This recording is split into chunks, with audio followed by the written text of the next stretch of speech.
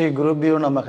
பாரதமும் ஆன்மீகமும், இது ஒரு அருமையான தலைப்பு. ஏனென்றால் நமது இந்து தர்மத்தில் இந்த சங்கீதமும் நாட்டியமும் ஒரு உபாசனை மார்க்கமாக தான் சேர்த்திருக்கிறார்கள். இது தனி கிடையாது. அதாவது ஒரு மேடை நிகழ்ச்சியோ சபாரஞ்சகமாகவோ அதற்கு ஏற்படுத்தப்பட்ட கலை அல்ல. இது இறைவனை உபாசனை செய்வதற்காக ஏற்படுத்தப்பட்ட ஒரு கலை. இறைவன் நாதரூபமாக இருக்கின்றான். சங்கீதம் என்பது பாத்தீங்கன்னா சங்கீத ஞானமும் பக்தி வினா என்று சத்குரு தியாகபிரம்மம் சொல்லியிருக்கிறார். சங்கீத ஞானம் முதல்ல இருக்கணும்னு சொன்னாலே அதுக்கு பக்திங்கிறது ரொம்ப ரொம்ப முக்கியம். அந்த சங்கீதமானது நாபி ஹிருத் கண்ட ரசன. நாபி என்றால் தொப்புள், ஹிருத் என்றால் ஹிருதயம், கண்டம் என்றால் கழுத்து. அடி வயிற்றிலிருந்து நாபி கமலத்திலிருந்து ஹிருதயத்தின் வழியாக நமது குரல் மூலமாக இறைவனை வழிபட வேண்டும் என்று சொல்லியிருக்கிறார்கள். இது ஒரு உபாசனை மார்க்கம்.